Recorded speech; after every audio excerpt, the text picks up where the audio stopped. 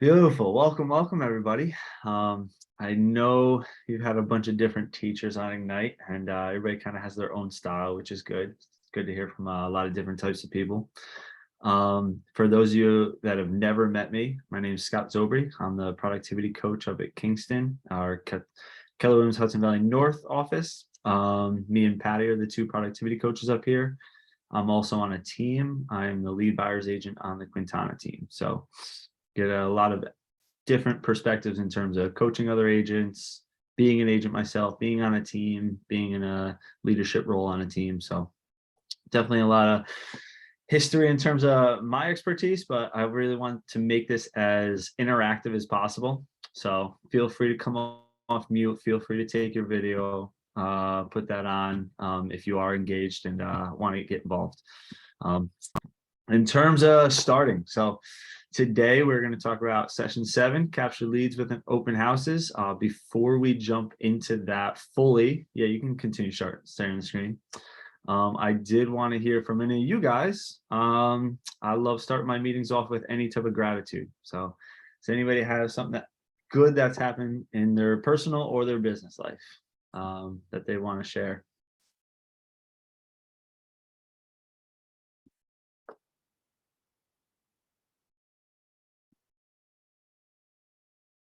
And don't you worry, I am one of those teachers that will start calling on people.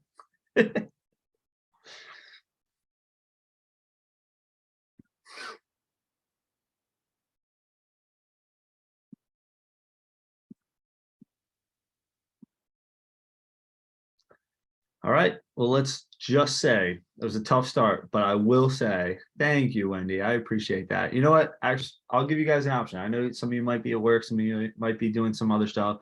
Throw in the chat if you guys want to say where you're from, where you're coming from, where you're signing in from, what market center you might be in, or what town or area you might cover. That way everybody might have a good idea of who they might be able to refer people to.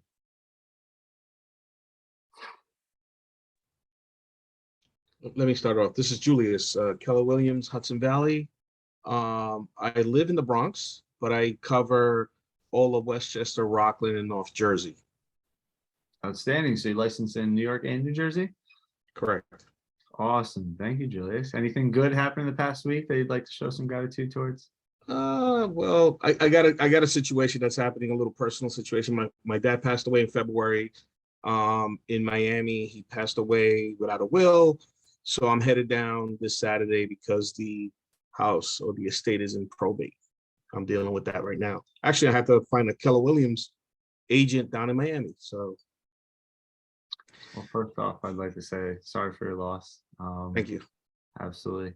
Hope you and your family are doing well. And let me know if you do need anything in terms of Miami, or if you need help finding people down there. I know Aaron, me, a lot of leadership can definitely help find referral partners down there. Perfect. Thank you, guys. Absolutely. Anybody else want to jump in before we jump in? Look at this. We got Eugenio, Middletown, Wendy, Hudson Valley United, Middletown. A lot of Middletown today. I like it. I need to get on my guys. I need to get on my PC agents hopping in on this. All right, so session 7. Does everybody have the participant guide? Can everybody pull that up and is able to look at that, either print it out or not? I can also pop it in the chat just in case you don't. Beautiful. Thank you, Aaron. It's good to follow along, obviously, but we will be taking notes, throwing some questions out there. So I do want to make sure that everybody is, getting the most out of this that you can. So where we've come from. So we talked about a lot of database type things. This is where we're getting into that lead generation, participating. So not only generating leads, growing your database. Today we're focused on how to capture leads and make the most out of those open houses. So has anybody held an open house? Just want to get a level of the area of expertise that we're working with. Yes. Yes? Yes. Two of them, actually. 2 of them. Awesome. Now, were they yours or for other agents? No, other agents. Okay. And then I guess what challenges did you encounter? No challenges, really. Just I would say that the only thing was the buyers that came in were beginning buyers, so they were, I don't think they were serious. Gotcha. Okay. Beautiful. Yeah, we're going to dive definitely more into that, how to capture the right type of buyers, how to qualify them, our follow-up process, a lot of good stuff. So you can see today's agenda, capture leads with open houses, best practices. We'll cover and go over the prepare, prospect, and pursue model. Recap, make sure we cover any ahas, answer all your questions, maybe talk specifics if you do have questions and what those might come up. And then obviously go into our daily success system. Any questions about the agenda, what we're talking about?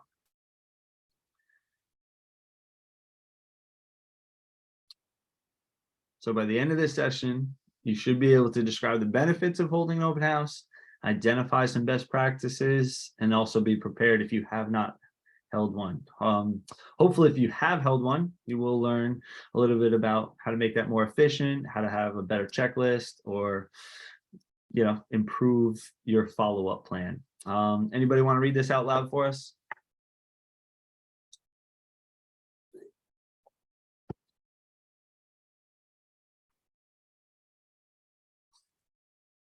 I mean, these aren't just heads, right? These aren't just screenshots. There are people behind these, right, Aaron?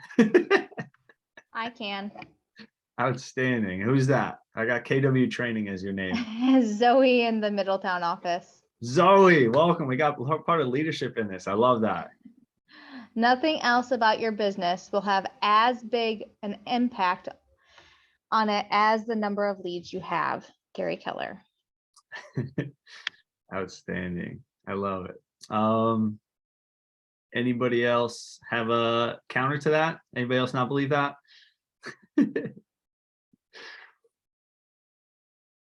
All right, so why do we begin a session on open houses with that quote? Actually, yeah, Aaron, you want to throw that quote back up just so you can need to? Why do we begin open houses with this quote?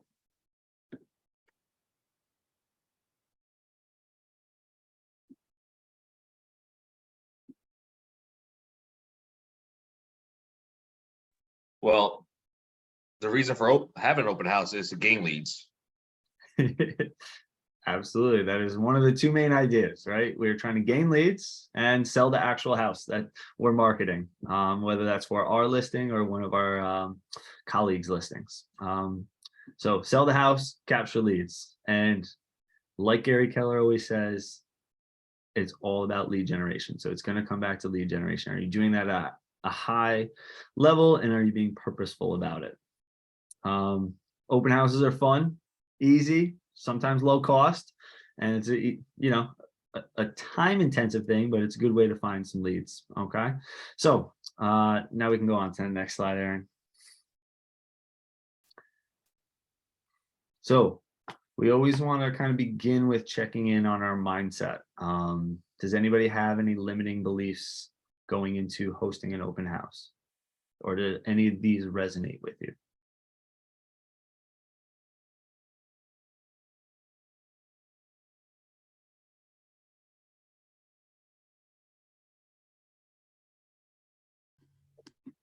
We got the toughest minds. I like it.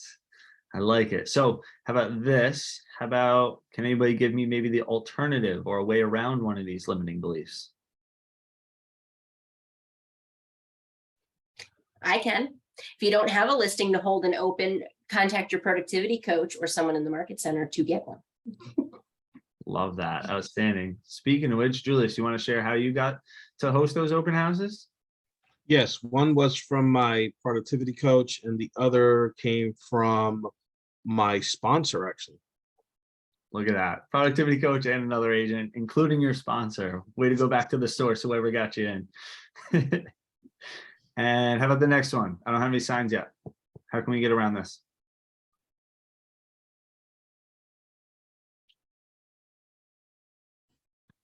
Well, let me chime in. I didn't have any signs for the second open house, so I went to my productivity manager, and she gave me two that were, we had in the office to use. Beautiful. Beautiful. I may not know the answers to questions visitors have.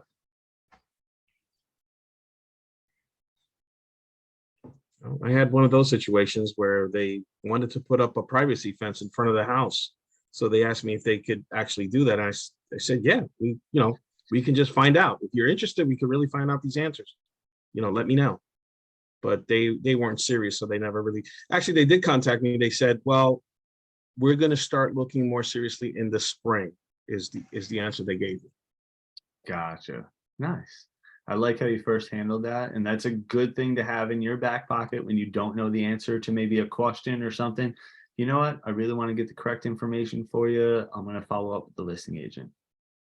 Boom. And then that gives you time, shows that you're confident and competent. And obviously your goal is to service them in the best way possible. And that really doesn't mean you have to give an answer now. It doesn't mean you have to make something up or come up with the idea. It means that you are going to work for them and work on getting that information to them.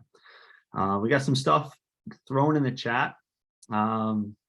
Limiting belief we hear is that most of the buyers coming in are already represented. Definitely. Now, that's part of why we market it, right? So if you're a listing agent, sometimes some agents have a lot of clients. They might be showing other things. So it's an option for you to send your buyers to see a house that maybe you didn't have time for, or you couldn't service all your clients. So we're helping out some of our colleagues and some of our other agents. So that's partly why we hold them.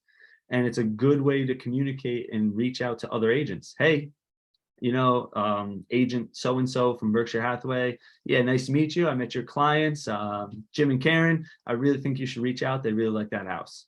Great way to connect with other agents, make and build those relationships, because you never know when they might have a listing and then you end up sending your buyers to their open house, and hopefully you expect the same type of respect for your clients as well. I had a situation where the buyers came in and they told me that they were already working with an agent, and towards the end I took them around the house, and towards the end they said, hey, can I get your card? And I said, oh, but you said you were working with an agent. He goes, well, you know what, I just want to hold on to your card just in case. I said, okay, not a problem. And most likely, he probably wasn't happy with his agent because he wasn't there, and he's probably going to call me back at some point. That's a good share. Thank you, Julius. People will remember how you make them feel. So if you made them feel heard and they trust you, people work with who they know, like, and trust. So a good thing would be, hey, you know what? I want to respect your relationship. If anything does happen, let me know. Just let me know if you have signed an exclusive buyer representation sheet. That way, if they are signed on and it is an exclusive relationship, or let them know that they need to let their agent know if they were to move forward with you, that is the direction that they're going. But thank you. I love that. So open houses don't really work because most people look online. In fact, the NAR said that over half the people, 51% of people, still start some type of search or looking and kind of getting into the market with no obligations by getting into an open house. So it still is definitely a good way for buyers to actually get inside of houses. They don't have to go get their pre-approval, which is a barrier for a lot of people. They get to look at a lot of different houses, pick out the styles without hopefully working with a representative. So there's a lot of good things that might be able to come out of that. I won't feel safe. It's a very valid point. We're going to consider talking about that later. I know my team, we always have 2 people just to make sure, stuff like that. Except for me, I'll hold an open house myself. But that's because I'm confident in where I am, but I also wouldn't want to drag anybody. Worst case scenario, I'll be the person that takes it. So let's move on. Can I ask you a question? Yeah, absolutely. With Zillow, Trillia, and all these other online platforms, people are looking on there, but when they do look for the agent, it sometimes doesn't necessarily show the actual agent that has the listing. It just asks you to put your name and your number on there or your email. How does that actually work? Yeah, so I believe Zillow has changed it. There is a space where it actually says who the brokerage is and who the listing agent is. It should be on every single lead aggregator, which is what Zillow truly is owned by Zillow. Realtor.com, they're lead aggregators. So they should have the accurate information on there. And then separate to that, they do have a lead capture form, like make an appointment today, call this number, that type of stuff. And that's part of their business model. Like a company like Zillow wants to capture as many leads as possible, and then they sell those leads to agents. So that's where those paid lead services come in. So great question. Any other questions, follow-ups to that?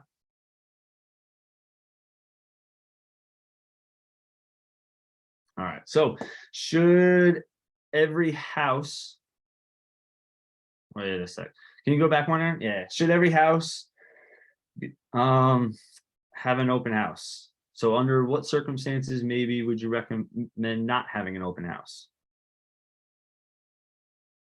Well, the client might not want an open house. They don't want people walking through their house. Absolutely. So the sellers don't want one. Is there anything else that we might think of where an open house maybe shouldn't be held or wouldn't be held? There was a crime scene. A distressed property. Yeah. So I like crime scene. Was that Eugenio that popped in? Distressed property. Maybe it won't look great if everybody's coming in. They won't declutter, right? They're not going to sanitize or clean up. They don't want to do any of that. So they don't want people coming in. Anything else? I guess sometimes as is houses, it's just not, they don't look good, and it's not worth the time to even look at. Just maybe sending a couple of pictures online would probably suffice. Beautiful. So we have the condition of the house, the seller's choice. Anything else anybody wanted to add? Well, some of the houses like aren't ready to be walked through. Like gone into some that I wasn't sure I wanted to walk through. I certainly wouldn't invite everybody to come into them. There's definitely some that you're gonna have to imagine what they'd look like if you lived in them. And I don't know if I'd want to stand in there and say, hey, would you like a snack?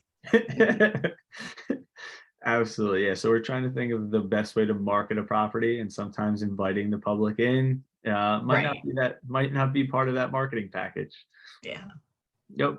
Other things might be the recent pandemic where we had regulations against it. Not being able to invite a bunch of people in. Another one might be the past 2 years. We really didn't see a lot of them. Can anybody tell us why?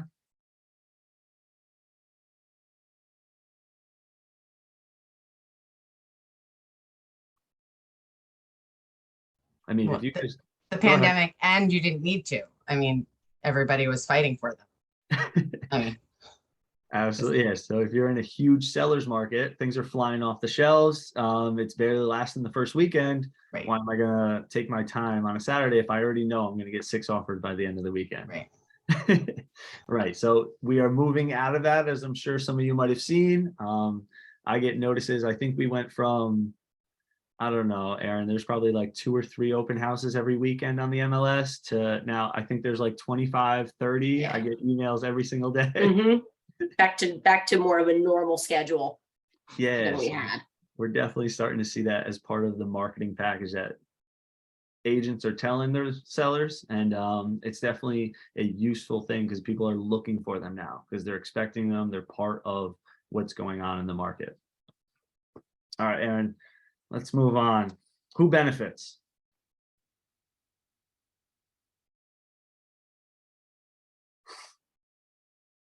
So we have sellers, buyers, neighbors, and you, the agent. Let's break this down.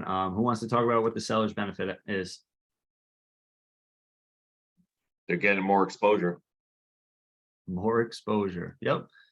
The people don't have to be working with an agent. They might not have to be pre-approved. They can just come in at a specific time. Excellent. And all at once, right? So instead of clearing out a full weekend, sometimes some agents, And some sellers will have to come to the agreement like, hey, we're actually going to have an open house for 3 hours. That way you don't have to vacate because you got these little kids, or you got to worry about your 2 dogs getting out of the house and in and out. So it could be high exposure as well as all at one time. How about the buyers?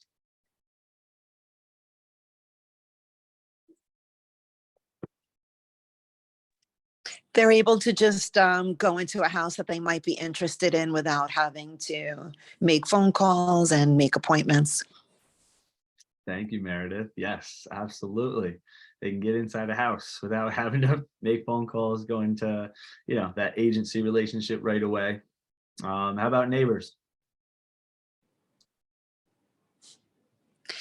Neighbors love to see their competition. I feel like you get a lot of neighbors at open houses. Yes, if you guys have held an open house or have talked about it, there are a lot of neighbors that do come through. One of the people will most likely be a nosy neighbor. We got a question in the chat that I do want to address. Can you door knock a neighborhood to inform them of the open house? Or although you have a legitimate purpose, is that still along the cold calling lines? So it wouldn't fall under cold calling because it's not phone to phone and it's not business to person, which is what the no soliciting cold calling ban means.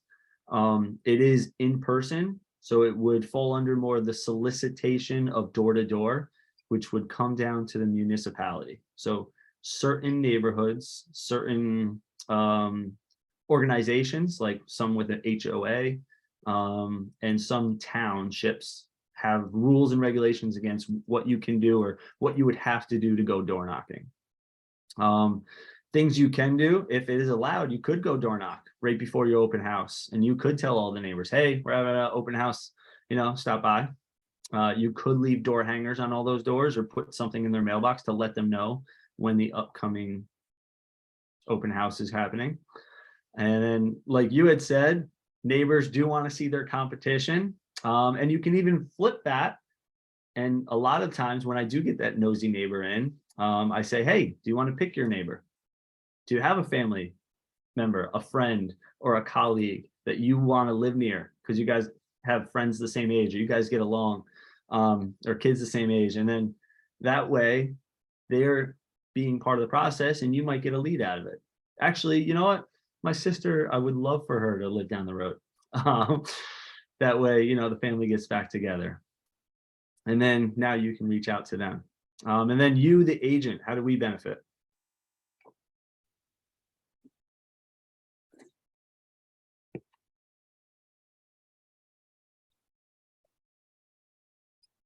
We're not just doing this because we love Getting it. leads. Leads. That's one. There's a few more benefits.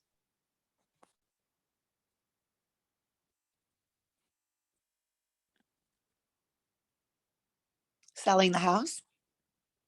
Working with our sellers, selling the house. Absolutely. That's part of our marketing. We want as many prospective buyers to come see it. What else? They're advertising for you. I mean, they're word of mouth. They're doing your advertising. Go into that a little more. Who's talking to who? The neighbors are putting it out there. The house is for sale. They're going to spread the word. Absolutely. The neighbor's going to talk. There's word of mouth. And who are they talking about? But you and your listing. Exactly. Yeah, right. hopefully. So hopefully it's your listing now. If it's not, that's fine, but you can definitely market, and we can talk about that in a little bit about how it's yours, and you can market that on social media, obviously with the consent of the other agent. But if it's yours, it's your picture out there. It's your listing sign. It's your face that they're talking about if you put your face on their signs. And then obviously, what else can we do when we're in the open house? People are there. What does that look like? How's that helping us? Well, you're making an impression. You're chatting, you're handing out your cards, I don't know. God. I'm assuming That's it. You practice those conversations. We can do as much script and role play, and that does help, but there's nothing like meeting actual customers and eventual clients and having those script and role play and working with people in the field so that you get confident and comfortable with how to talk to them, how to qualify them, how to answer them, how to provide value. Julius, were you going to add to that? Okay. Beautiful. Anything else? Anybody else want to add? Nice. You guys covered a lot of not only the prospecting of us talking, maybe us going out to the neighborhood, but also the marketing, your listings, some social media stuff. So that's awesome. All I had right. a question. How do we find out if you can knock on doors in the area? Do you have to go to the town? Yes, that would be a town or a neighborhood if there is like an HOA or some type of development that would have that answer. I'll try and find out exactly what part of the town would have that information. Because I get people knocking on my door, not for real estate, but for other things. And I was wondering if they needed a permit to do that. What town are you in? West Nyack. Oh, West Nyack. I don't know off the top of my head, Mhm. but that's definitely something to look into. There are a lot of townships and municipalities that have special permits for certain types of soliciting. I can't give you all of them, just like I tell my clients that are looking to Airbnb. I can't tell you, they're all changing. All the rules and regulations are changing, so you really do have to check in with the municipality. I'll look into what part of the town you check into. It's not going to be like the tax assessor's office, right? So I'll look at what department would have that. Thank you. Great question. Anybody else?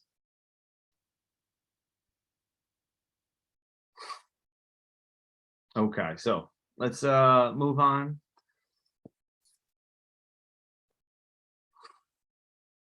So the benefits of an open house, not only who it benefits, but now the benefits overall.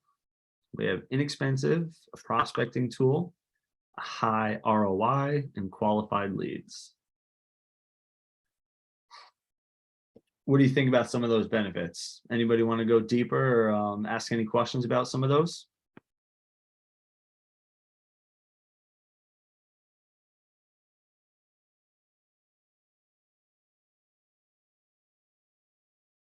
How about the first one? What would be the cost?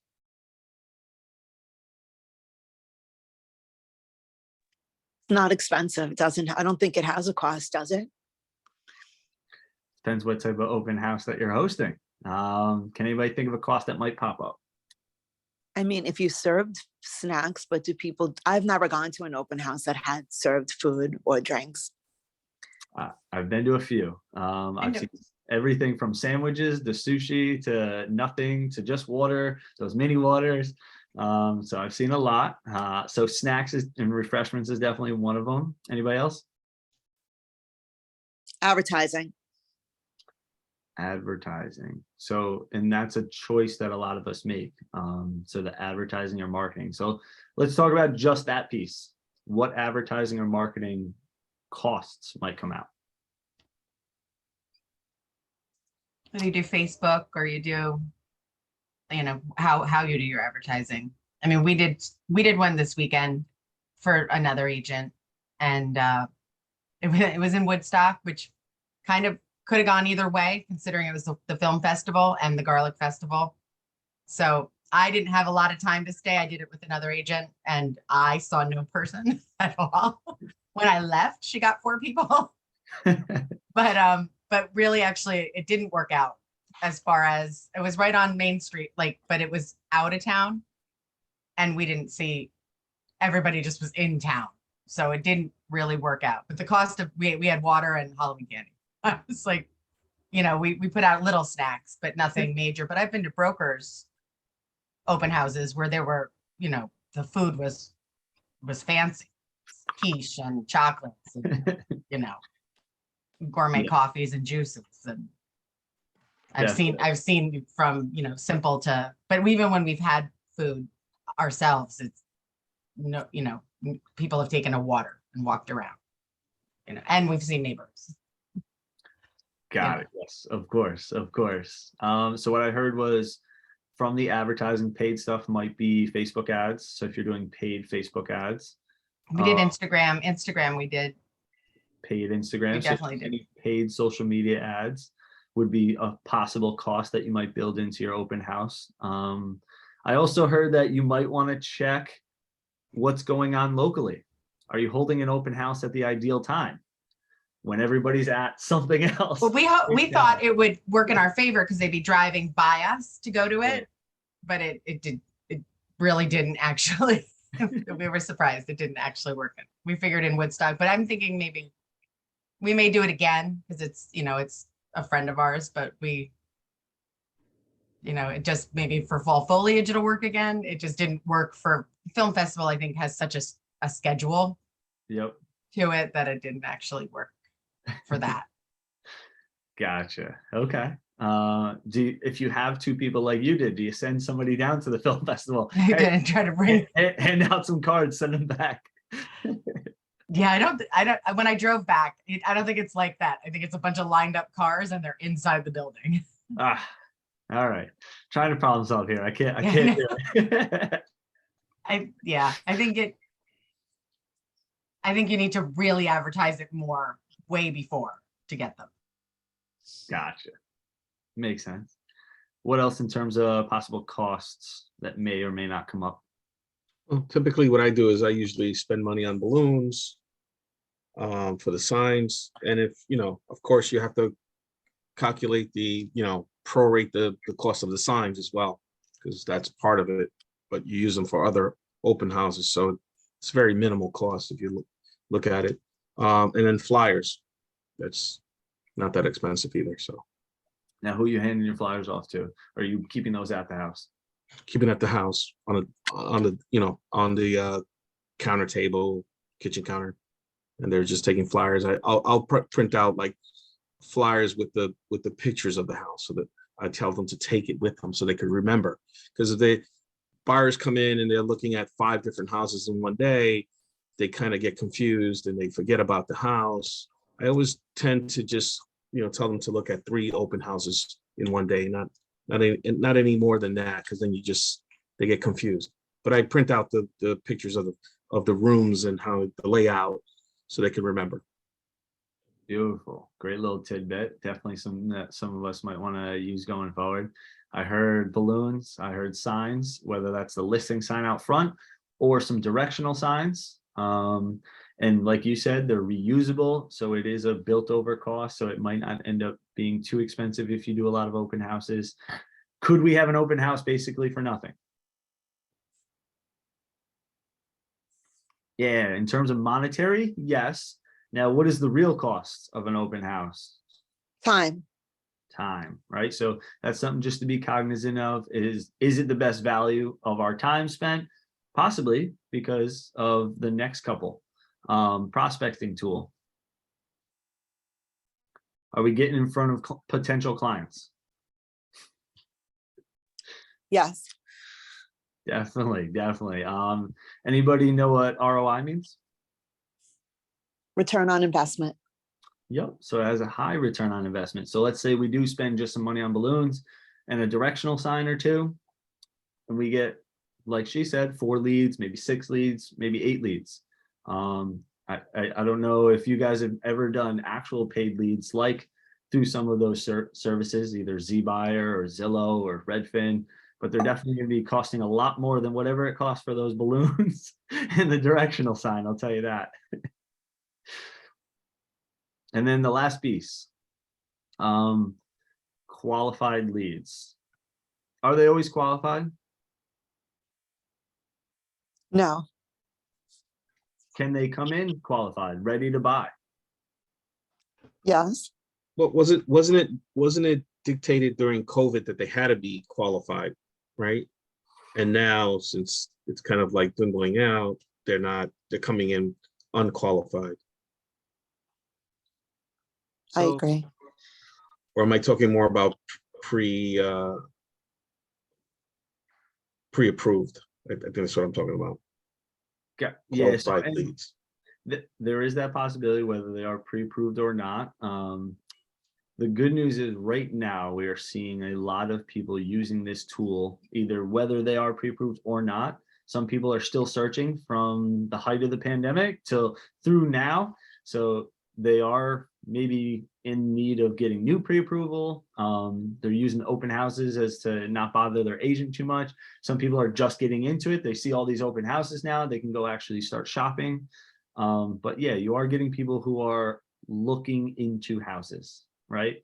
They're obviously made that jump to free up some time on a weekend, usually, to go look at a house. Whether that's the beginning part of the process because they're 6 months out, or that's the home, they need that home, they're ready to buy that home. You don't know. So the good news is you're giving that option so that you can potentially meet them, and then having that conversation is just trying to qualify where they are in the process. And that way you can build that meaningful relationship, not only just through the phone or through some emails or through some marketing, but what's a benefit of the open house against all those?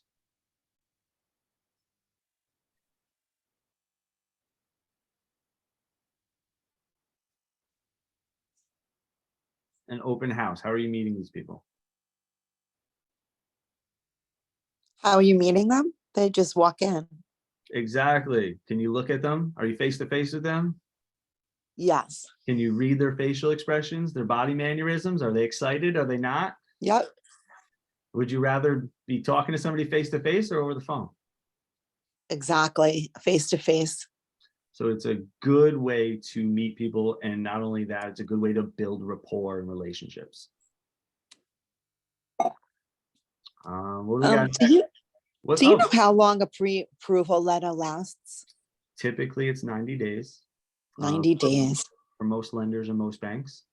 We've seen a lot of people have conversations more often with their lenders in the past 6 months because of how quickly rates are changing. A good conversation to have is as soon as you do see a big jump, either 1% or more, hey, have another conversation with your lender. That way we can have a full conversation, understanding of what your monthly looks like. Because at the end of the day, most buyers are more cognizant of what the monthly payment is. That's going to affect them more in terms of price of the house versus what I'm paying every month. And that's what the lender looks at when they're talking about the debt to income ratio, what they can be qualified for, et cetera. Did that help? Yes, thank you. Any follow-ups?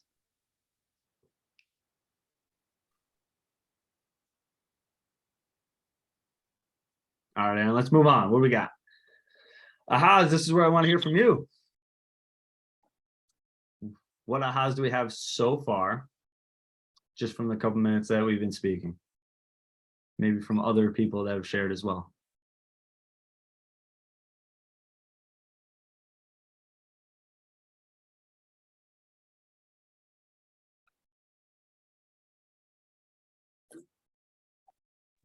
Do you feel, this is just a question, but do you feel that listing agents are open to having you host open houses for them? Great question. So some are and some aren't. And that depends strictly on the agent and if they have a team or not, if they have a process or not, if they have a lot of listings on a certain given weekend or not. So if somebody lists 3 houses in one weekend or 1 week, they might need some help hosting some open houses. If they don't have a set in stone process that they always give to sellers, like this is how we do it. We list on a Wednesday, we send out all the Facebook ads that same day and we always have an open house on Saturday from this time to this time. Some agents like that routine. They have a good pipeline where they're pretty much listing that often. So they have their system. Some agents have, no help. So they can't be in 2 places at once. So it's more beneficial for them to have another agent host an open house so that they can be at more appointments with sellers or out with buyers.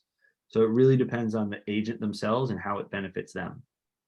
I'm a newer agent and I've done 2 for other agents, and I've been asked to do several for other agents. Like, I mean, I don't mind. I mean, a lot of times they offer to pay, but I mean, I also feel like it's a way to keep meeting, keep doing. I'm happy to do it when I'm asked to do it. It opens a door that, keeps me working as I get more involved in it. So it I mean, sounds I'm like- actually busy pretty much now all the time, but it does especially in the first couple months, it really kind of gave me a way to get more used to doing what I was doing. So now I'm on a team, so now we kind of do each other's open houses, but I definitely found I was surprised. I didn't realize other agents asked you to do them. And I mean, I think they're close to my team leader. So a lot of times, they'll check in with us and see if we want to do them, but we definitely do them for other agents.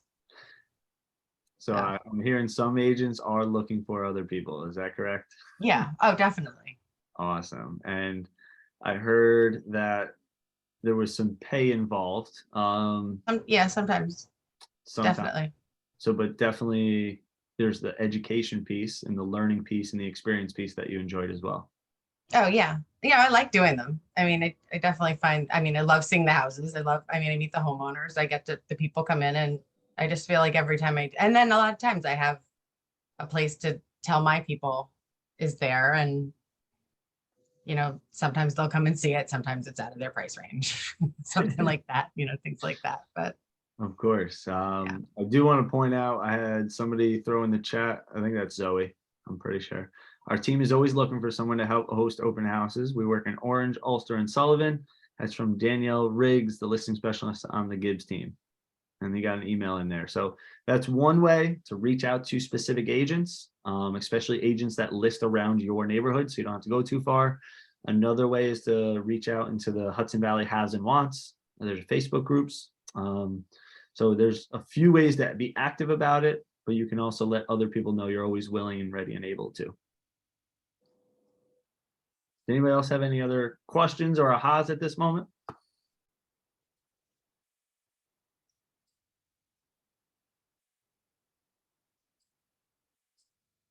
Beautiful. All right, so we covered why they're beneficial. Let's talk about some best practices. So we got to set some goals. Does anybody remember the 6 personal perspectives? I don't. Has anybody never heard that term, the 6 personal perspectives?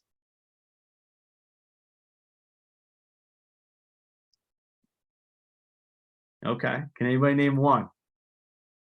By the way, we'll be teaching it the beginning of December. We haven't gone over it. That's not part of it yet. Oh, no, well, no, we have a separate class for it. Just I'm Okay. letting everybody know the beginning of December. Gotcha. Okay. Well, one of them is right there, written in front of you. It's be purposeful, not entrepreneurial. Does anybody want to expand on what that means, what that is? Don't just have the vision of the paycheck in mind. Have your clients' wants and needs make them more important than the actual compensation. Love that valid point. Very valid. Clients' needs ahead of our commission. I believe that's part of our fiduciary duty, which is also a good thing. What else in terms of be purposeful, not entrepreneurial?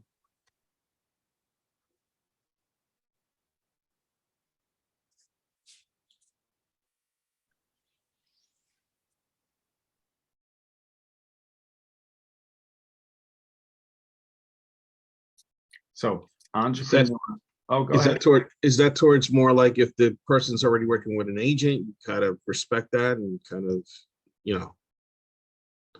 don't be so much cutthroat. trying to get the lead. I think that would more be along the lines of ethics rather than entrepreneurial. But I do like where you're going with that. So when I read this, unless anybody did want to share, last chance. It's being intentional with your actions rather than, and following a set procedure, maybe a checklist, but following some type of system, best practices, a model, rather than just deciding to do things. Because I felt good, because I think that's what's supposed to work. I heard somebody else say it. I saw somebody else do it. So I just did it. So we're talking about best practices and being intentional about what those practices and how you get ready for your open house, what you do at your open house, and how you follow up after your open house. So being purposeful, not entrepreneurial. So we want to, before open house, set concrete and achievable goals. So for an example, we might want to add 6 people to our database. That's my goal for this open house. Is that achievable? I think so. And even if it's another agent, because they showed up with their clients, now I have another agent in my database to market to when I have a listing. They might pick my offer because I had a good relationship with them when they stopped by my open house. They may reach out to me and refer me business because I told them I work in this area. There's a lot of good things that might happen. And that's a very common overlooked thing when people host open houses. They see another agent, they're like, oh, have fun. And they don't build that relationship. They don't build that rapport. They don't connect. They don't learn about maybe some market statistics from an agent that has some expertise. They don't think about what's going to happen in the future. So that's part of it. But the real part of this is the purposeful is setting a goal, and our actions are in attempts to achieve that goal. So what other goals could be useful to set for yourself before you host an open house?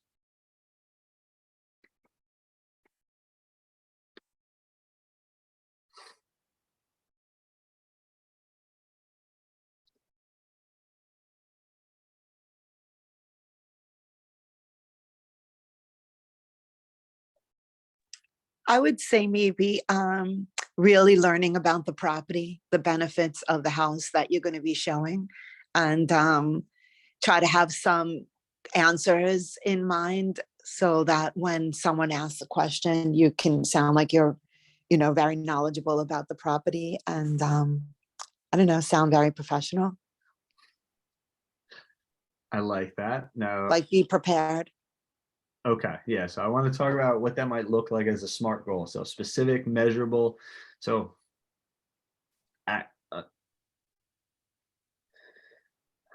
I want to have X amount of conversations in where I give information or respond to questions about the house. So maybe one person shows up, but you answer all of their questions. You had 10 mini conversations where you were the expert in that field. So you're talking about more working on your conversations. I'm going to practice my script, my question asking with every client that walks in or potential client that walks in. But I like that. I like you're talking about your conversation, something to work on. That's definitely a good piece. That's a good goal. What else could we work on?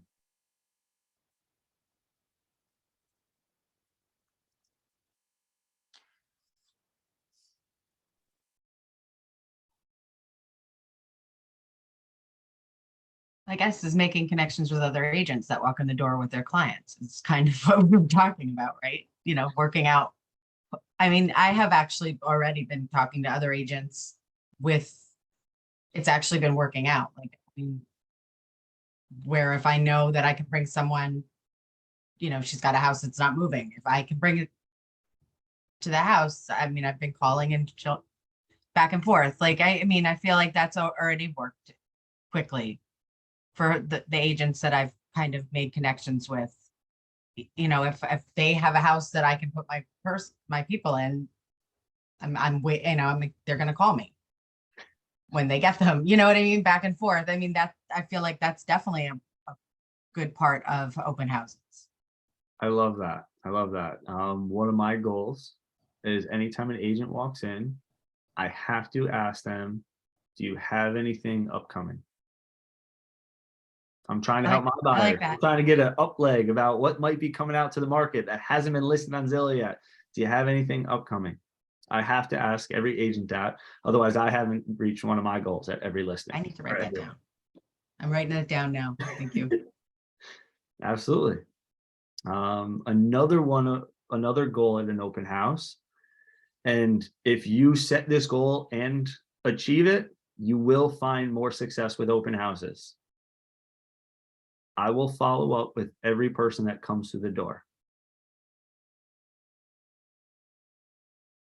Whether that's a text, an email, a phone call, however you want to set that up, I will set every person that walks through the door on a smart plan.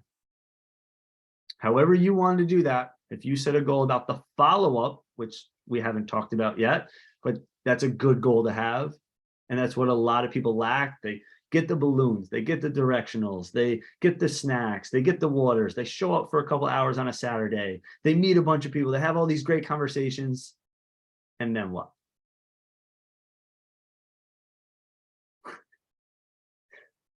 Exactly. Silence, crickets. They don't talk to anybody. They don't follow up. They did all of that work. And then what? The follow-up. The follow-up is the biggest piece. If you've watched any Jason Abrams or heard some of the older agents, there is this huge middle piece. When you meet somebody, and then there's weeks, months, maybe years of follow-up in between, and then there's this 4 to 6 week window where they buy a house. Are you following up with them? Are you being diligent about adding them to your database, connecting with them, and then following up with them? So that's a big piece that a lot of people don't set goals around and then they don't follow through with.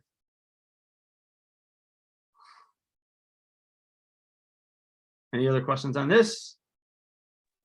How often do you think you should follow up with someone that, you know, you met at an open house, say? Great question. So there are some discussions about 10 times in the next 7 days. And there are smart plans for that. There are discussions about how they respond. So if you text them and they text back, hey, thanks for stopping by. It was really nice to meet you. You know, we talked about lenders. Here's a couple lenders that I've worked with. I told you I was going to follow up with you. Here's the lenders we spoke about. And then you don't hear from them. Well, then you have possibly your own system of, you know what, I'll text them that night. I'll text them the next day. I'll phone call them. I'll set them on an email drip campaign that's from the MLS that's similar to the open house that they're at, because that was obviously a house that they were interested in. So there's a bunch of different ways that we can have this discussion. You can set them up on a smart plan, so all those things automatically happen. But a lot of conversation is around the 10 times in the 7 days from following up with somebody. And that's until contact. And then once you do actually get the response from them, then you start gearing them towards what? What do we want?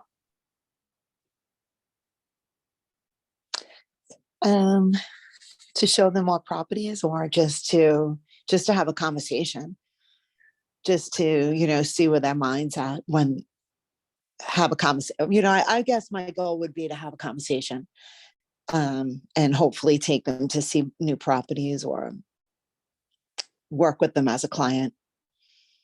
Right. So at the open house, we might be qualifying them as much as possible. We might need some more conversation to do that, to see exactly where they are in the process, or maybe there's a bunch of people around, so I really want to have a follow-up conversation with you. So that might look like setting up an appointment. When's a good time to meet? I have these two available. That way you get that conversation so you can qualify them and you can have that conversation to see where they are in the process and how you can best serve them. Right. So that would be the goal, to set up an appointment. Absolutely. If you guys talk to your productivity coach, and you guys sat down and did your economic model, here's your income goal. What'd they break that down to? How many appointments you need? So that is our goal, to have appointments, whether it's with listings for sellers or buyer consultations. I call them strategy sessions with buyers. That is our goal, so we can have a conversation with them, have an appointment with them, and really put them in the right spot in our pipeline.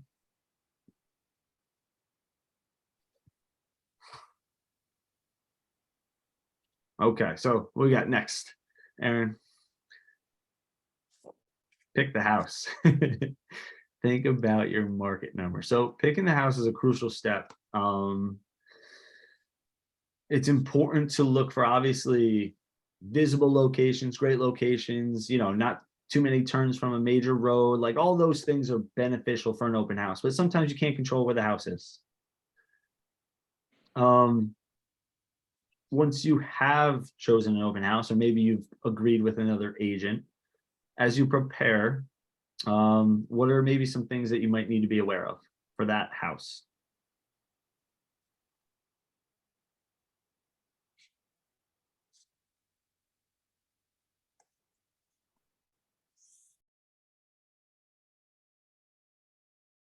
What information might help? You're standing there, somebody walks in, they're going to have some questions. What answers might we need?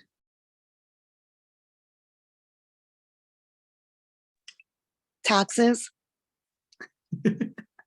That is a great response. People I are feel like always everyone Yeah. asks about that. What kind of heat, whether it has a central air. taxes, heating and cooling, right? The mechanicals, how old's the roof? Like, so The windows. the specs, we're gonna join those into specs of the house. I love those answers because those are always the questions you get. Specs on the house. So what you might find on a listing. How big's the property? How big's the property, acreage, where does it go to? Oh, does it go past that tree? Is that rock Right. included? Right. So let's say all the specs of the house are included. Those are definitely stuff that we want to know about. Things about the house. What else might they ask about? Or what other information might it be useful for you to know or have? Local schools. The commute, transportation. All good stuff. Yep. Where's the nearest train station? Especially if you're down, near Rock. That's a funny question for us, though. up in Kingston or Like Woodstock. it just drives by the house, but you can't get on it. Yeah, so local transportation, local shops, grocery stores, coffee shops, commute to work. So if hey, listen, your commute is 15 minutes, but in the winter it might turn into 40. Right. Actually, that's been a big one because I have a lot of clients looking outside, like that are from like Saugerties that are looking green. And a lot of them work over here, and a couple of and they're young, and a couple of them I keep kind of at the mom and me keeps going on a really crappy night. Don't need a 45-minute ride home, all back roads. Like, so the throughways should be accessible for some of the houses, like when, if you need a straight way home, if it's going to be horrible out, like some of the house, which obviously, they'll pick what they pick. But some of them have actually, some of us on our rides home from the houses in the dark have been where they've been like, no, we do need the throughway, like, or we do need to be able to, because it's been easy to get lost getting out of some of the houses we've looked at. If you don't, deer keep, going across, and things like that have come up in conversations as we've left these houses where. Absolutely. Yeah. So I'm hearing being a local expert, not only with that house, but maybe the neighborhood, the back roads, the commutes, the grocery stores. Anything else?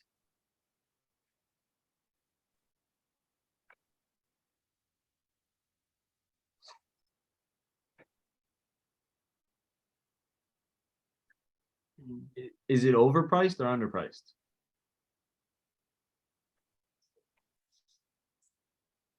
What's sold recently in that area? Has anything sold on that street in the past year? So that last piece, so not only a local expert in terms of all of the good stuff, transportation, grocery shops, but a local expert as well for market. So the market statistics, whether that's the median price, what's sold recently in that neighborhood, that way you have a gauge as to, is it overpriced, underpriced? People might be coming into the property with a different feeling, if they always, or you think everybody's going to think it's overpriced or underpriced. So having a gauge and a pulse onto the market statistics and knowing your numbers is going to be also an important piece, especially if you're hosting for somebody else. You didn't do all the back end research to run the comps to list the property. So it might be beneficial for you to do some of that market research right before you host the open house.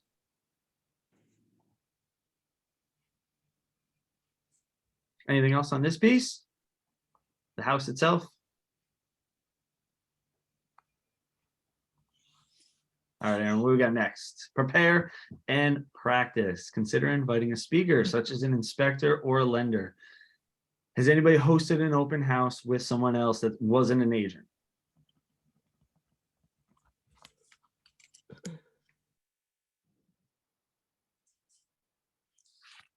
No, but that's a really good idea. Because they can, now that you mention it, they could talk about the other piece for you. What other piece? The mortgage and the lending situation. There's so much changing now with the market. I think that's a great idea to have that, instead of saying, oh, I can recommend or whatever, you can have somebody there to talk to them. Absolutely. Any other benefits?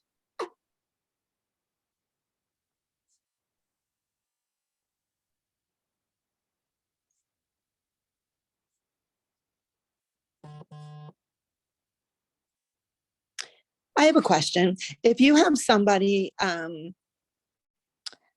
to an open house with you, just to so you have that second person, do they need to be a realtor? If they're just going to be sitting there, just so that you're not alone? Great question. The answer is no. You are the expert and the professional. Mm-hmm. And an open house legally is meant to be open to the public, and that person would be part of the public, right? Okay, sounds good. Yeah, I've been to an open house where there's a guy off in the yard next to the pool, Right. doing some work, and Exactly. he was making sure that the realtor herself was safe. Right, exactly. Okay, thank you. That's what I thought. I just want to make sure that I'm doing that right. Mm-hmm. Yeah, so I mean, things to think about would be the conversation. You might get asked, "Who's this guy?" Or "Who's that woman over there? Are they doing anything?" So I would have maybe some funny, answers, or ways to break the ice and have some good conversations about that. Mm-hmm. Yeah, we don't want to be, awkward, right? But, obviously we want to be safe. So I do like that idea. Mm-hmm. So somebody else that's, helping for safety, or a lender inspector. So I like lenders because they're able to talk about market statistics. They're able to talk about that pre-approval, pre-qualification process, answer all the finance stuff, so that they can help facilitate some of those questions that you might get. Instead of hosting with another agent, you're hosting with a lender who might provide stuff. Some bring marketing materials, some bring information, some actually bring food or drinks. You don't have another agent, so you don't have to share any of the leads if that's what you agreed upon. I get all the leads that come. Now I'm not splitting 4 people, so we each get 2. I get all 4 people, and this lender gets all 4 people because we have a different lane. Yeah, that's great. That works out. Absolutely. Mm-hmm. They might be able to facilitate the sign-in, right? They want the information just as much as I do, right? So how about you greet everybody, you tell them who you are, and then I'll give them the tour because that's where I go. And then you share all the information at the end.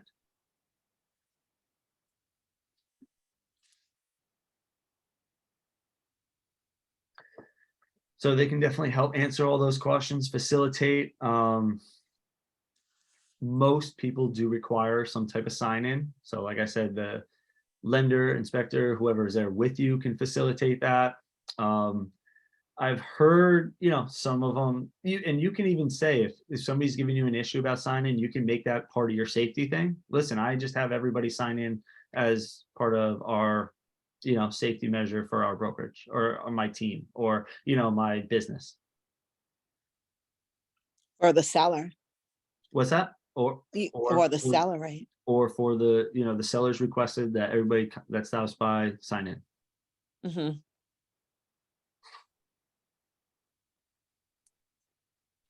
And then that way, and really that's really important piece, that sign in sheet, some type of capture. It doesn't have to be a sheet, it could be electronic, like there's type form, there's ways to type it down. Some people use iPads or computers. But that's how we're going to do that follow-up. Like we said, if you guys said the benefit is getting leads, well, you need some information for them to actually become a lead. So you need their phone number, you need their email and their name. Anybody can think of any other questions that we might want to have or need on a sign-in sheet?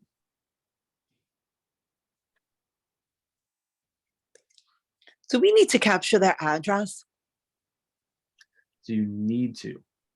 I mean, No. would that be beneficial? Great question. So there's pros and cons to asking that question. The pros would be you get their address. You might get them as a listing. You can send them market updates for their specific house. The cons might be some people don't like giving that information out. Right.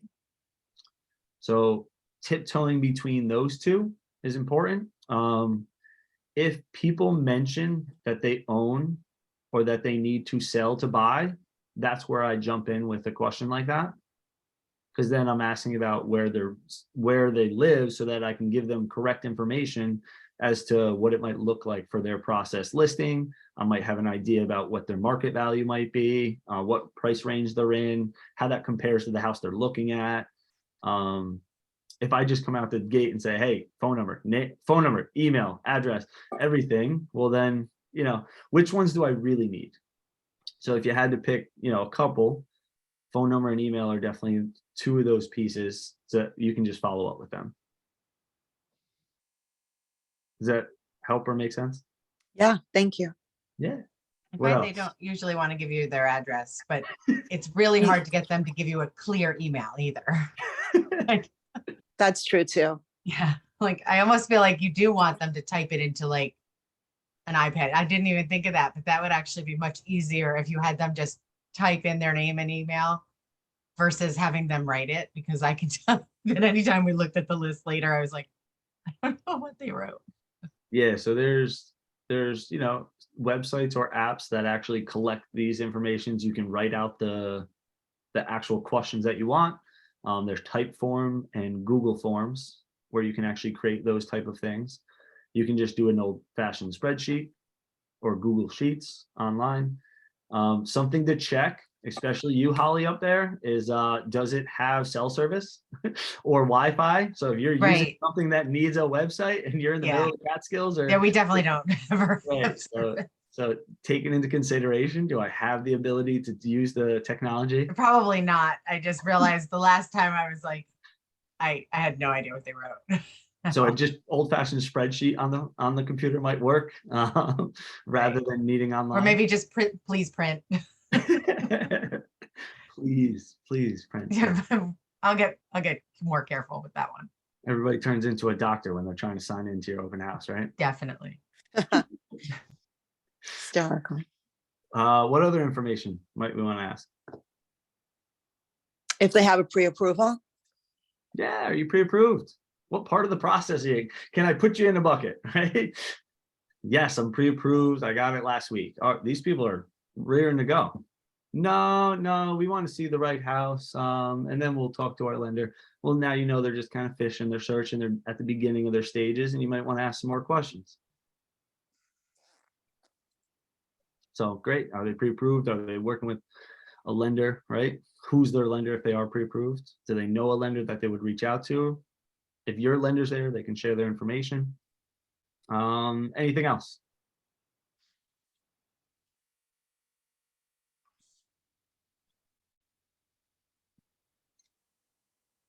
I'd add the last piece, and I'm sure Julius asked a bunch of people this. Are you working with a realtor? And that way you're respecting those relationships. So, and you don't have to have it on the sign-in sheet, but something that's good to ask everybody so that when you are following up, And if you do happen to find somebody that says, yeah, I am working with a realtor, a follow-up question might be who? That way you can reach out to that agent, make contact, say, hey, I saw so-and-so, they were really interested. What do you got, Julius? The other thing is that you also ask, are you happy with them? You know,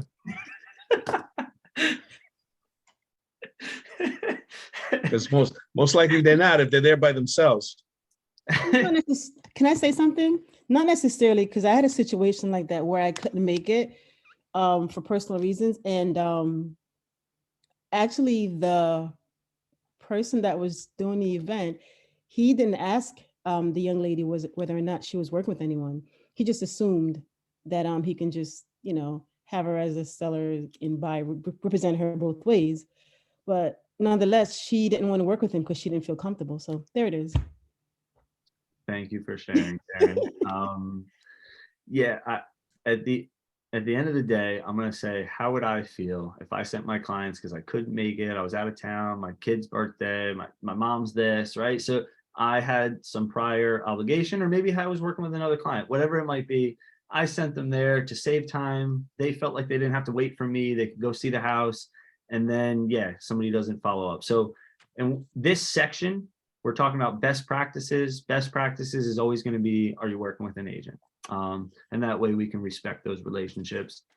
If so, awesome. If you know the person, even better. You can, make that relationship with them, and that way they know and they will remember how they were treated, right? And that's what we had said at the beginning. Yeah, they said, oh, they like my agent, or they've done deals with them. Hopefully, I have a leg up, whatever it might be, but it's good to actually follow through with the question and then respect afterwards. What do we got next, Aaron? Pick the time and theme. Ooh, look at these options. I like these options. I need to work on a few of these. Thursday night happy hour. So I mean, Aaron, do you know if there's any regulations in terms of wine and cheese or alcohol or anything? I don't, honestly. I've seen lots of wine and cheese over the years, but I don't know if there's any official ruling on it. I was gonna say, do you get a local brewery, send a guy in? What is the ruling on wine? So I would love to actually find out what the legality of those are, but all good ideas in terms of getting people to show up, piquing people's interest, getting people to hang out and have a good time in the property. So they like you. If they want to buy that house, they have good memories in that house, right? They're happy while they're there. Time and theme. So let's talk about time. What's the best time?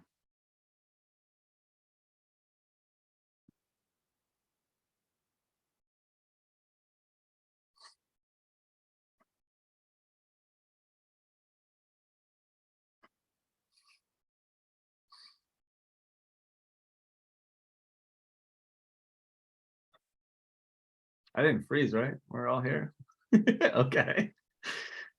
I mean, I would say probably Saturday or Sunday, but I guess an evening can work as well too. If people are working, they might want to come out to an open house. And I never thought about doing it in the evening, but maybe like a Thursday night.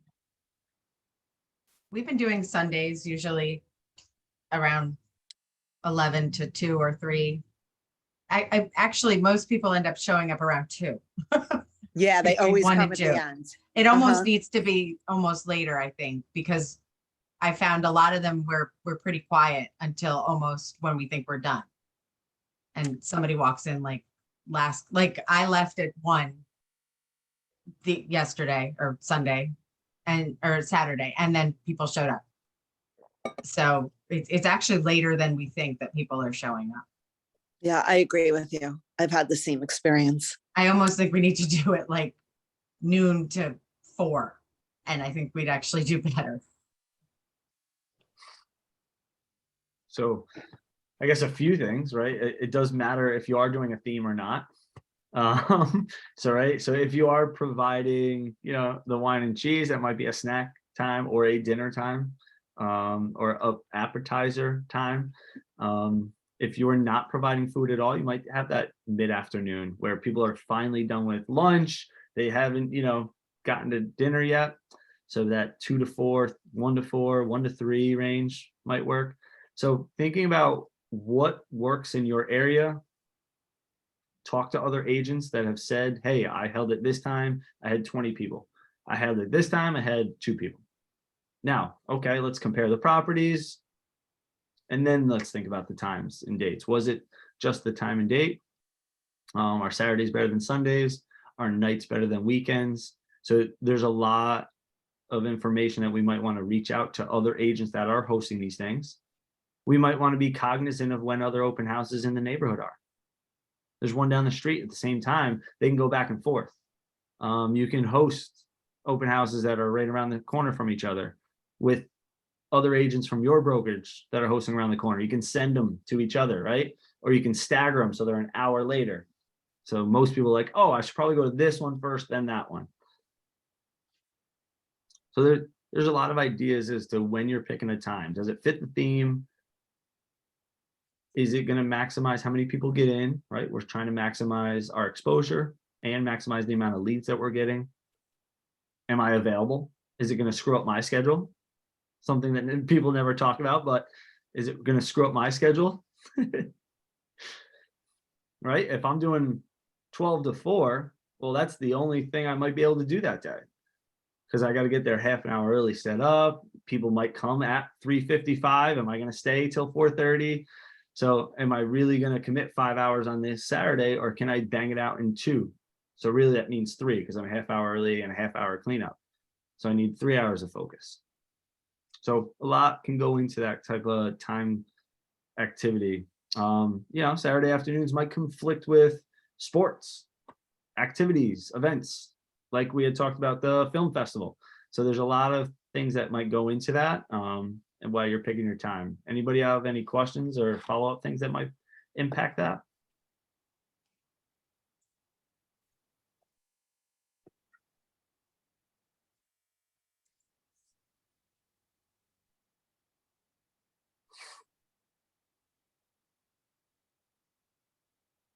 So what might a benefit of hosting it on a night during the week, like you had said?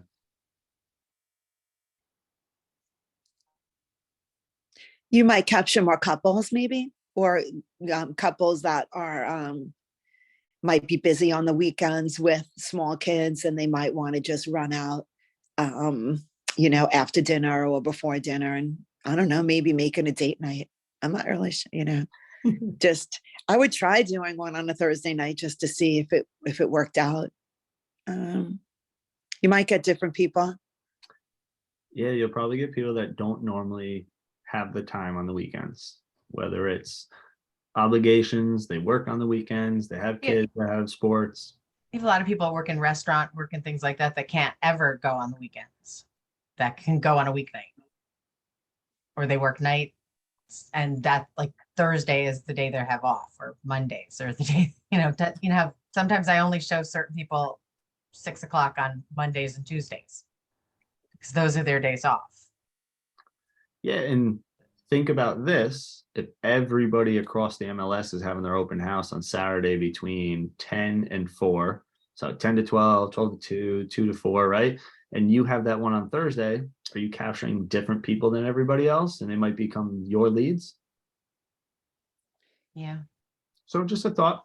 And these are all, go into how you guys decide to either pick the best time or, try out stuff that works for you in your schedule. What we got next, Aaron? Prepare stats. Beautiful. Know your market. So what might that look like? What are some helpful things we might want to know?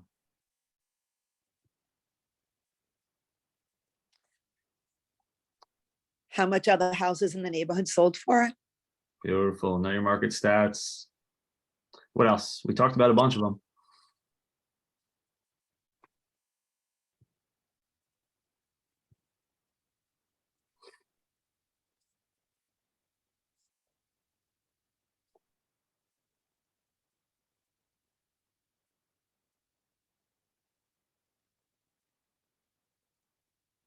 I know you guys talked about a lot of them. So transportation, Commute time, what else? Schools.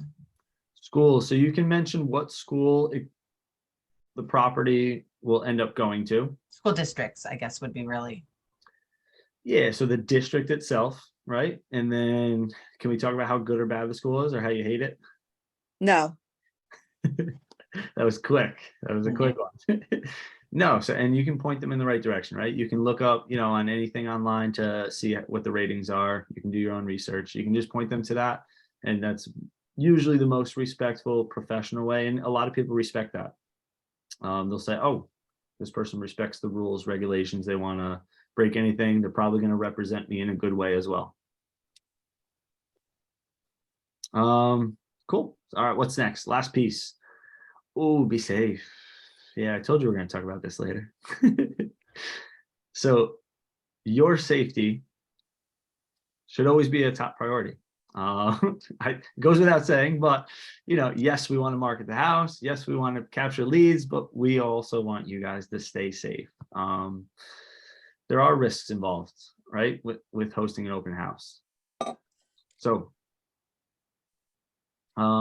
using a buddy system, like we had talked about, Meredith, yes, you can have somebody else there. You can host with a lender or inspector. You can host with another agent. You can even share your GPS location with a friend, a partner, somebody else at the market center. Aaron, I believe you're part of leadership. Yep. Do you know what text they can send to anybody in leadership that says they're having an issue? Yes, well, Gary Keller's coming over for dinner. And we'll know that something's wrong. And it doesn't look crazy to another person if they see it. And it's just something that Keller Williams has talked about for years. Yeah, so added piece. Gary. You is coming can over. just text anybody on your leadership team that Gary Keller is coming over for dinner, or you can say Gary Keller will be over at 9 for dinner, whatever you want to say. And that indicates to us that there's something wrong and that we need to help you. and you're supposed to text that to, Someone on the leadership team. Your team leader, your agent services coordinator, your broker, me, Productivity. somebody that can help. Yeah. This is one option. Another option, like we said, is sharing your GPS with somebody. Mhm. Another option is saying, hey, I'm going to call you when I'm done with my open house. If I don't call you by 2:30, something's wrong, call me, right? And then reach out. And then, reach out to authorities, follow up, come to that open house. Here's where I am. What else in terms of safety? I think it's just a lot of times is about letting people know where you are. If you're unsure, if it's somebody you've never met before, don't, meet them in a public place. Don't meet them at the house. Let them follow you. A lot of things that just keep you from being in unsafe situations. Cell phone fully charged. Some places you don't have service, right? Is there a house phone? Maybe you want to check that when you get there, so you know. Check all the entrances and exits. So when you're making sure the house is ready, some people, and this is hit or miss, people like having only one entrance, so everybody comes in and out of the same entrance. Other people, especially places with a great backyard, might have that sliding back door open as well as the front door where they're walking in. But at the end, you want to make sure that you really follow up and lock all the doors. Some people will leave like some random garage door open, either because they want to come back later. Crazy things have happened. Parking on the street or parking with your facing out. Parking on the street's great because a couple things. One, that is access right to the road. Nobody can block you in. Two, you're looking like a good professional. You're leaving the driveway open to all these prospective buyers and all these prospective clients.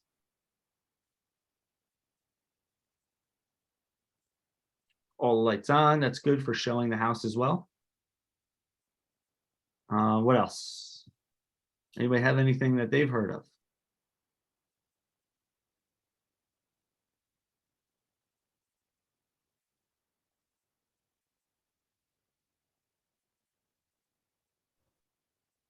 Wendy put something in the chat that I think is extremely important about using your intuition and about how, honestly, if something doesn't feel right, trust that and don't go against that. Absolutely.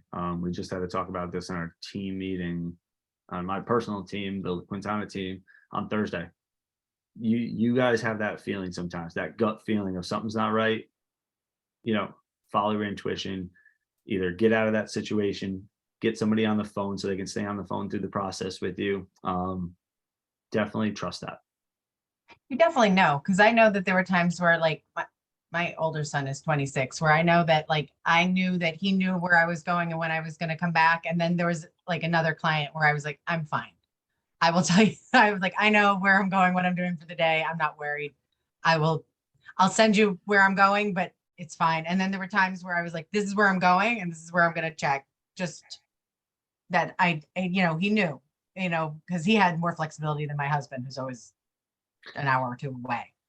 But it was just, I definitely followed my intuition on things like that, where there were people I didn't know, and then there were people that I didn't know well, but I knew that I'd already talked to them enough that I wasn't worried. Exactly. But, you know, And I like that. it's true, but I definitely made sure you know, when I sent the ways, I sent where I was going, that, you know, and then I'll send my location when I get there, which usually goes through even with crappy service. Yep. You know, you can send. And then I learned from my kids, I don't know if any of you guys have this, but Snapchat almost always goes through and you can send your location. It's one of the weird things that when anything else doesn't work, my husband and I realized we could always Snapchat our kids in college and it would always go through. So that was a weird one, but that's a good way to get my location through. And you know, kids have Snapchat, so Yeah, and they respond. and they respond. Yeah, that's also key. And like you said a couple of times, make sure your other person is the one that responds, not Yes. the one that And not the one that ignores it. Yeah, yeah. definitely.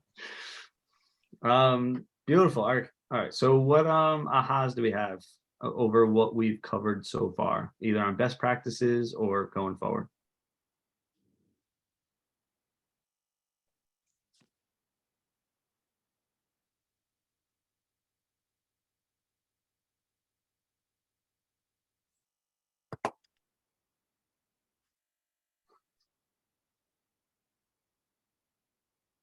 Oh, we're crushing it. We already knew all this. We're all good. All right. So prepare, prospect, and pursue, the 3 P's of holding a good open house. I think we should have a quote. Yep. Who wants to read this quote?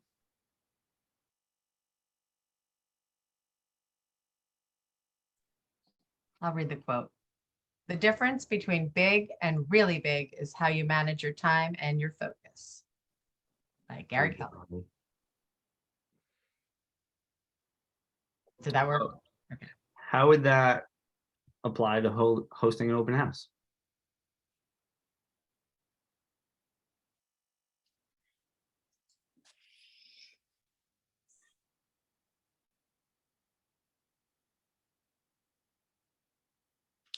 Well, how much energy you put into it? Really? You want to expand on that? I mean, you could put on a nice thing, or you could advertise it. You could really talk to people and put it out there. You could make your phone calls. You could really make it really big, or you could just hold an open house. Very true. Yeah. Am I hosting an open house because somebody told me at the market center, because you took this class and you're like, I need to hold an open house now because that's how I get leads? Or are you being purposeful with how you're marketing, how you're setting up, how you're preparing for it, what you're doing during? So how are you prospecting these clients? Are you qualifying everybody? Are you working on your questioning? Are you working on your qualifying? Are you getting their contact information? And then the last piece is that pursuing them after, following up with those leads that you've generated. Are you marketing afterwards? So being purposeful and intentional and focused with the time that you put into this open house, so that it's not just wasted time. It's not just another Saturday where I felt good because I hosted an open house. No, it was very purposeful. I met my goals. I got 6 leads. I followed up with everybody. That's going to move my business forward. Yeah, you can literally host 100 open houses in the year. And if you're not purposeful or intentional with your time, it would all be a waste. And we definitely got some good things that I'd like to put into the next one we do. Because there's definitely, I would like more people when I'm there, the next one. Excellent. We're going to go a little deeper into these three. So most of the work is done before, right? Preparing your mindset, practicing your conversations, setting out to achieve what you've set for yourself in terms of your goals. Did you script and role play? Make sure you know all the information about the house. If it was part of your process, did you reach out to the neighborhood, whether it was through marketing or door knocking? Did you remove all your limiting beliefs? That's a big one. Oh, every buyer that comes is going to have an agent. Or were you hopeful and trusting the fact that you were going to qualify no matter what their situation was? You were going to learn something from each person that came in. You were going to contact them afterwards and thank them for their time. You were going to achieve your goals. You were going to focus on how this was going to move your business in the right direction.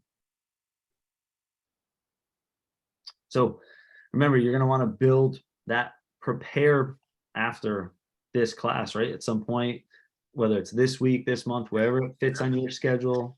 How do you prepare for your open house? What goals are you setting? What things do you need to do beforehand? So what that might look like is Monday, or at some point you've reached out to another agent, or if you have listings, Monday you pick which listing you're going to select the house. Tuesday, post online. Maybe I walk the neighborhood and do that marketing. I invite neighbors to the showing. Maybe you can even get there a half hour early. Say, hey, I'm going to be there a half hour early. If you want to just, swing by just the neighbors. Post online again. Post online again.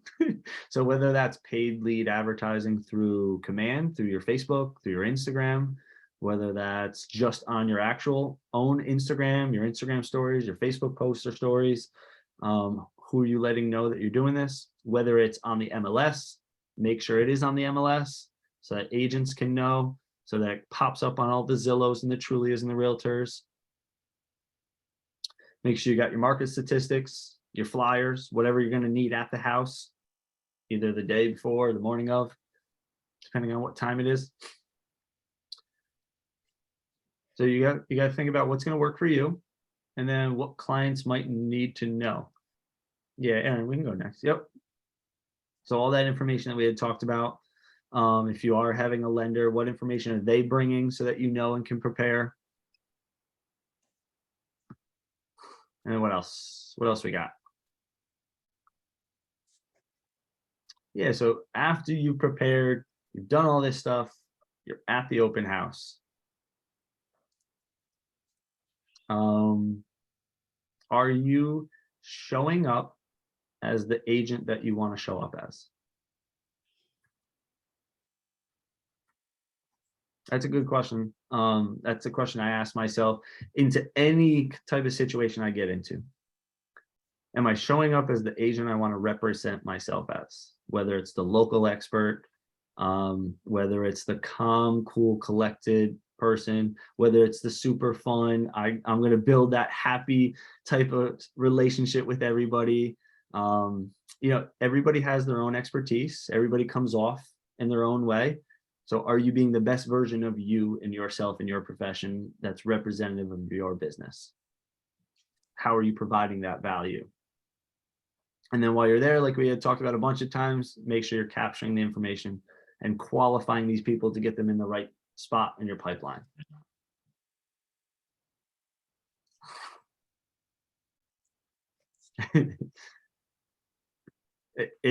It's more surprising than you would think, but greet everybody that comes to the door. People like sneak around the back, they come through the garage, they just try to pop in and sneak into some room. Oh, I just want to look around. Like, make sure you're that person. And sometimes people have to work on this. You introduce yourself, you make that part of your process. You engage in that conversation so you can start qualifying them. You're positive because you want to make that experience, you know, a lasting, trusting, good experience with them to build that rapport. And these are things you might have to write down. Did I greet everybody? Did I make sure they signed in? Did I give them a tour? Like, think about each aspect and what that looks like throughout the process. The more prepared you are, the easier the process is going to be while you're there. The less you're going to be thrown off, the more calm you'll be, the better you'll be able to focus on what your true goal is. And that's to build rapport and get leads.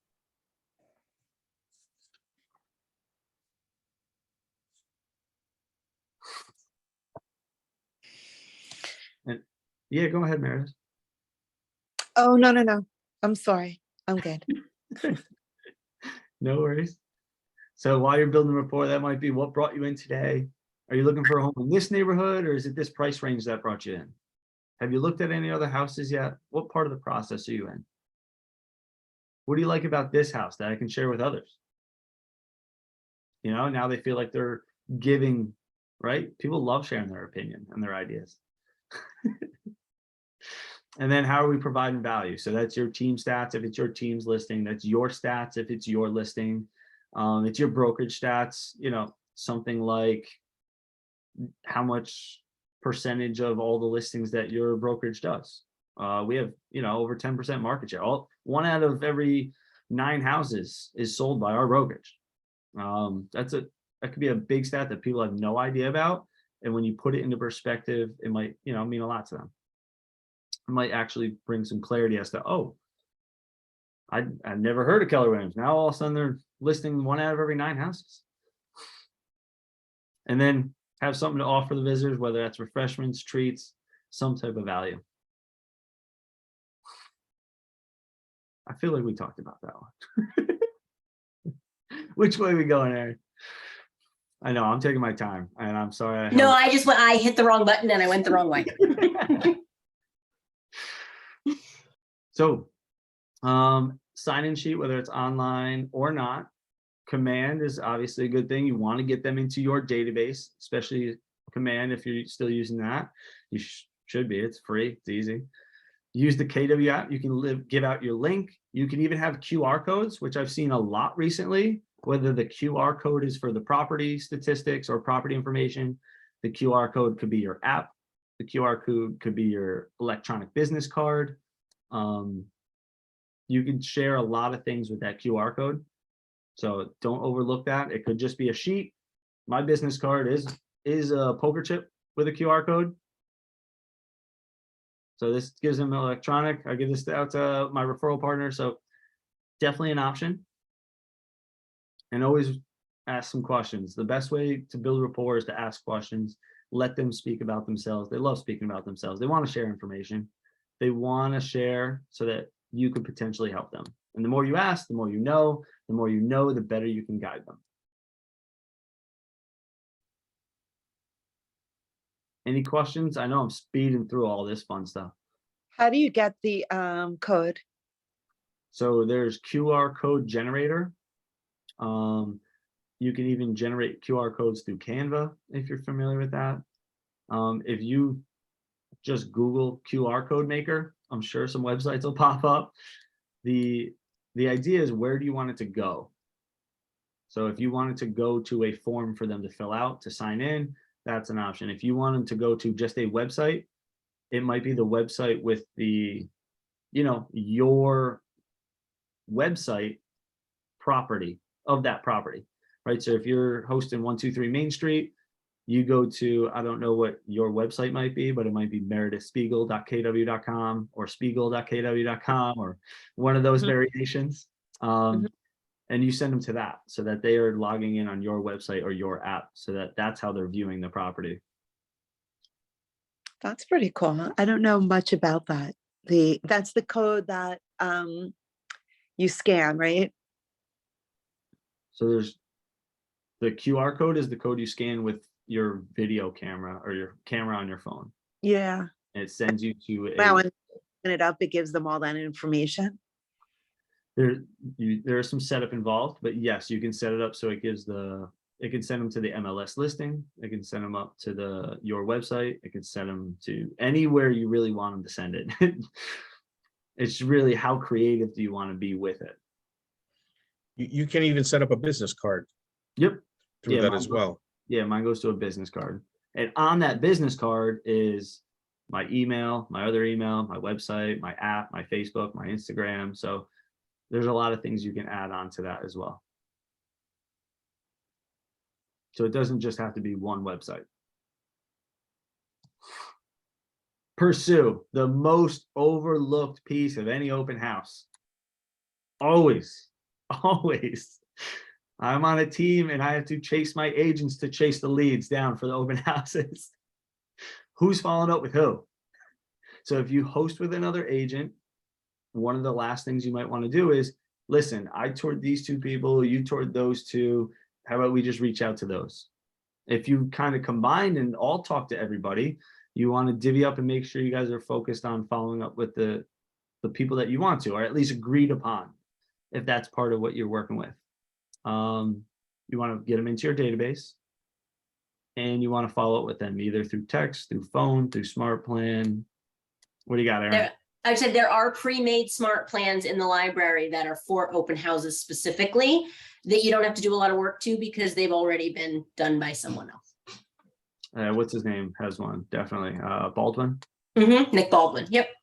And if you need any help with that, you can let Eileen Angel or your agent services coordinator know that you need some help with smart plans. And it's a great way to keep in touch with people periodically after an open house. Beautiful. Aaron's always there for the good information. If you need anything beforehand, some marketing materials, Aaron and her crew have got you as well. Yes, absolutely. If you need flyers, landing pages, anything along those lines to help you with your open house, I just ask that you give us a few days lead time so that we can get it done for you in time for your open house. Beautiful. And then last piece is, what goals did you set going into the open house? Did you succeed? What can you alter, change to make it more successful? Whether it's what you provided, how you held it, what time you held it. Can you do more marketing before? Can you do better follow-up after? Take an evaluation of what happened, what worked, and what can we do better?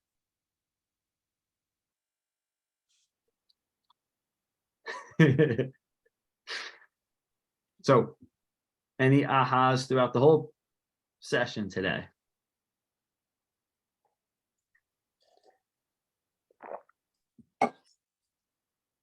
I have one. I didn't realize that Keller Williams provides flyers and marketing material. Beautiful. Aaron, you want to jump in and cover any more of that? Yeah, absolutely. So just, let me know if you need anything in regards to marketing for an open house. If you're looking for Facebook campaigns, social posts, flyers, my team at our leverage division can help with that.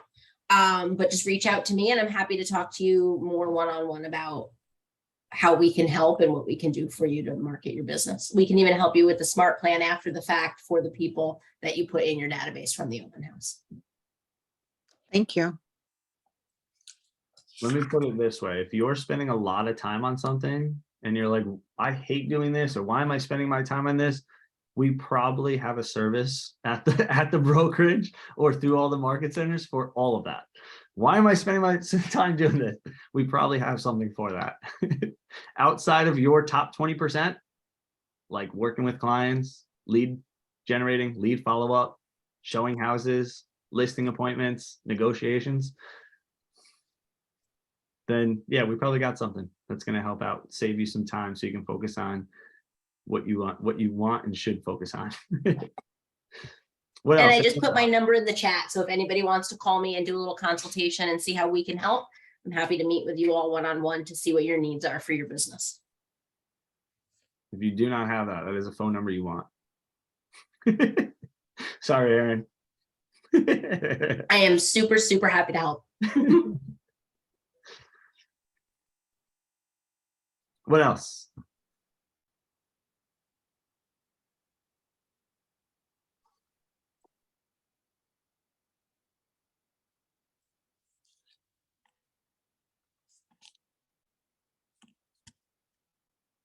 Beautiful. Aaron, have they gotten into the success system, daily success system, all that stuff for the other calls? I hope so. I haven't been on too many of them, so I don't know. Can you go back to I just want to make sure everybody sees it. Any, maybe 3. Yeah. Any questions about the process, best practices, the benefits, and then the 3P system? Any question about any of those?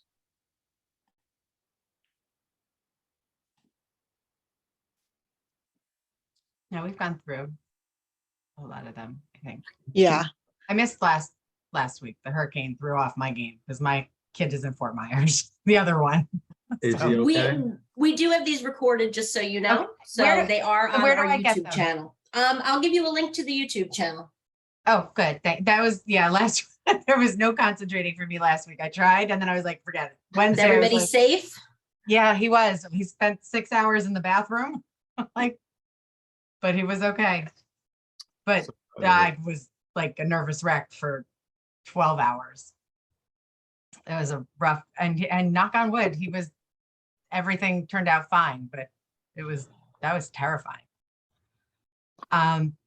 So I think for me, I think changing my times a little bit. I think we need to change the times of our open houses. I think we probably need to, I think we should try an evening for a couple of them and see what happens.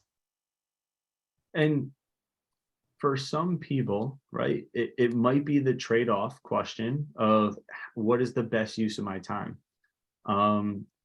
If I'm going to do a Thursday night for 2 hours and I get 3 leads versus a Saturday and I get 4. Now, I don't know this going into it, but I'm trying to think about what I might get for a property of this price in this neighborhood. I'm going to trade off that 1 lead so that I have my Saturday free to show all my clients or set up appointments or what it might be. So that 1 extra lead on a Saturday isn't worth it to me to make sure the open house is on a Saturday. Right. Yeah, no, I think I agree. That was definitely a good one. And then even just asking about, when you were saying, what do you have coming on the market? That was actually a good one. I liked it. I learned that in the investor world. Anytime I go to an investment property, I ask, especially the landlord, and I know if I'm working with the seller, what other properties do you have? Do you have a whole portfolio or looking to offload any? Can we make this a deal? I have buyers looking. If I'm working with the buyer, I might ask the listing agent, hey, does your client have like a portfolio? Do they have a bunch? Do they have any more coming on? Right. So I learned that from more the investment world, but obviously we want to help our buyers out as much as possible. So it's a great question for our agents. Thank you. Yeah. I like that one. And your son being okay after a hurricane is definitely part of that gratitude piece that I would Totally. That's why I asked. Completely. People are dealing with stuff, and I'm very happy. That was a weird real estate thing actually too, because we went down in June and bought a condo, and we went through about 15 different places, and we kept coming back to this little thick walled 2nd floor condominium. My son and I kept going, my younger son, and we kept going, it feels kind of safe. And we looked at ground floor and we looked at all of these different places, and we lost the first one in that complex and got the second one, which costs more, but it had better windows and it was on the inside. And he ended up getting no damage at all. And when the trees hit the ground and the wind got really loud, he went in the bathroom, and everything I sent down on Sunday got there Monday afternoon. And he went in there with his candles and his battery powered lantern and everything. He said, I used everything you sent, and he stayed in the bathroom for all those hours. And I was like, by himself. And I was like, and the phone never went out. So he was able to text. I was able to, that was probably my biggest fear, was when I wasn't going to be able to hear from him. And he was able to send, I'm okay, back and forth the whole time. And it was like, and then when we got to see what really happened everywhere else, like he was right by Page Airfield, which is like right in the middle, but not by Fort Myers Airfield. but we saw the rest of everywhere else. We were like, oh my God, thank God we kept going back to that little tiny thing. It just felt kind of cozy. And because we had bought it and now we weirdly own a totally safe apartment in the middle of wrecked Fort Myers. And we're like, Wow. yeah. So it was one of those weird things where I'm like, how did we plant him there exactly right before the biggest hurricane goes through? But he got a job at a country club down there as an assistant golf pro, and his country club made it through pretty well too. So knock on wood. I was gonna say, as good as a golf course can make it through. Yeah, Like its bridges floated off their moorings, and the golf carts, the batteries all got submerged. So it's probably not going great for them, but it's definitely better than other places made it through. So everybody could use the walk, right? yeah, yeah. I'm glad. I mean, all things considered, we were really, yeah. Wow. It was a rough week. Like my husband and I, at the end of the week, were like, I don't know that we've ever had such a scary week, not in a long time. But anyway, thank God. But yeah, so I get on Wednesday. I was like, no, not sitting through a class. It's just, I thought about it, and I was like, I can't. Speaking of which, the YouTube channel is in the chat. I've got it Click on bookmarked. that, Thanks. save that, make it a home, bookmark it, whatever you need to do. Subscribe. I feel like click the link up there, put the link down here. All right, I'm muting. Thank you. Absolutely. Beautiful. So I think we should just probably skip over to the success system, daily success system. If you haven't implemented this, if you haven't seen this, if this is new to you, definitely take some notes, write this down. This is and should be in your participation manual. So that's having at least 10 conversations a day, 10 contacts added into your database, 10 handwritten notes, a lot of thank you notes, thank you cards, all of that stuff. The 10-5-1, so that's 10 likes, 5 comments, and 1, whether it's direct message or friend request, or however you kind of want to limit that. And then enrichments. So whatever that might look like, how are you enriching or providing value to other people's lives? Did I miss anything? Did I skip anything on that, Aaron? No, that's it. Is that new to everybody, that daily success system? Has anybody seen that? I've seen it.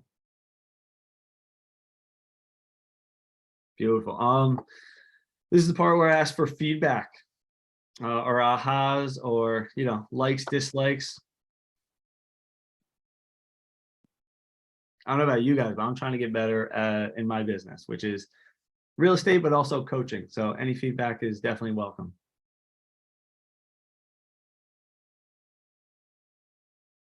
Are you able to go back to the last screen that you just showed? I'm not, but Aaron is amazing. The success system. Yep. I just wanted to jot that down. Absolutely. It should have been on all the other ones. Mm-hmm. It should be towards the end of the recordings. You can always pause. It should be in the facilitator guide, or not the facilitator, the participant guide that was sent out. So you should be able to find it in a few places as well.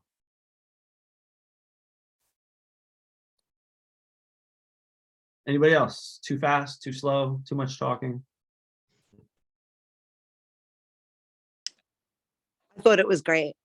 A lot of great information, definitely, on something that's important and sometimes overlooked, which is open houses. They're And coming back. easy to follow. Mm-hmm. Good.